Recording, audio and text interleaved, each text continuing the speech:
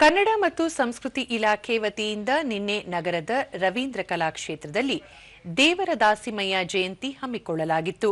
ಕಾರ್ಯಕ್ರಮದಲ್ಲಿ ಕನ್ನಡ ಮತ್ತು ಸಂಸ್ಕೃತಿ ಇಲಾಖೆ ನಿರ್ದೇಶಕ ಡಾ ಬಿಎಸ್ ಮಂಜುನಾಥ ಸ್ವಾಮಿ, ಮಾಜಿ ಸಚಿವರು ಹಾಗೂ ವಿಧಾನ ಪರಿಷತ್ ಸದಸ್ಯರಾದ ಉಮಾಶ್ರೀ, ದೊಡ್ಡಬಳ್ಳಾಪುರದ ತಪಸಿಹಳ್ಳಿಯ ದಿವ್ಯ ಜ್ಞಾನಾನಂದಗಿರಿ ಸ್ವಾಮಿ, ಹುಬ್ಬಳ್ಳಿಯ ಶಿವಶಂಕರ ಶಿವಾಚಾರ್ಯ ಸ್ವಾಮಿ ಮತ್ತಿತರರು ಭಾಗವಹಿಸಿದ್ದರು.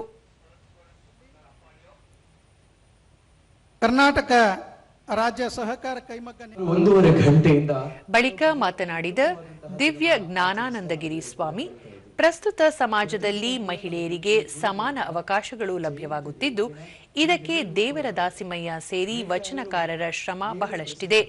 ಸಮಾಜದಲ್ಲಿ 12 ಪಂಗಡಗಳಿರುವ ನೇಕಾರರು ಒಂದು ಗುರಿ ಇಟ್ಟುಕೊಂಡು ಅದರ ಸಾಧನೆಗಾಗಿ ಒಟ್ಟಾಗಿ ಶ್ರಮಿಸಿದ್ದಲ್ಲಿ ಜೀವನದಲ್ಲಿ ಯಶಸ್ವಿಯಾಗಬಹುದಾಗಿದೆ ಎಂದರು. ಎಲ್ಲರೂ ಒಗ್ಗಟ್ಟಾಗಿರಿ, ಎಲ್ಲರೂ ಜೀವನದಲ್ಲಿ ಬೆಳೆಯುತ್ತಾ ಹೋಗಿ, ಎಲ್ಲರೂ ಜೀವನವನ್ನ ಹೀಗೆ ನಡೆಸ್ತಾ ಹೋಗಿ ಅನ್ನುವ ಮಾರ್ಗದರ್ಶನ ಆದ್ಯ ಶರಣರು ಹೇಳಿರುವಂತಹ ಶಿವಶಂಕರ ಶಿವಾಚಾರ್ಯ ಮಹಾಸ್ವಾಮಿ, ಇಡೀ ವಿಶ್ವವೇ ಯುದ್ಧ ಕಾಲದಲ್ಲಿರುವ ಸಂದರ್ಭದಲ್ಲಿ ಭಾರತ ಮಾತ್ರ ಶಾಂತಿಯುತವಾಗಿದೆ.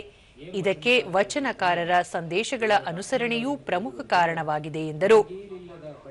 ಹೊಡೆಗೆಡೆಯದೆ ಮಾಂಡುನೆ ಕಡಗೀಲು ಬಂಡಿಗಾಧಾರ, ಕಡು ದರ್ಪವೇರಿದ ಒಡಲೆಂಬ ಬಂಡಿಗೆ ಮೃಡ ಶರಣರ ನುಡಿ ಗಡನವೇ ಕಡಗೀಲು ಕಾಣ ರಾಮನಾಥ. ದೇವರ ದಾಸಿಮಯ್ಯವರು ವಚನ ಸಾಹಿತ್ಯದಲ್ಲಿ ದೇವರ ದಾಸಿಮಯ್ಯ ಅವರು ಅಗ್ರಗಣ್ಯರಾಗಿದ್ದರು. ಬಸವಣ್ಣನವರಿಗೂ ಪೂರ್ವದಲ್ಲಿ ವಚನಗಳನ್ನು ರಚಿಸುವ ಮೂಲಕ ವಚನ ಸಾಹಿತ್ಯದ ಮೂಲ ಪುರುಷರಾಗಿದ್ದಾರೆ.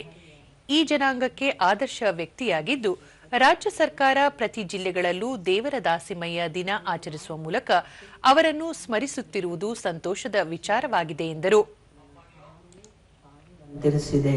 ನೀ ಬೆರೆಸಿದ ಬೆರಗಾದನಯ್ಯ ರಾಮನಾಥ.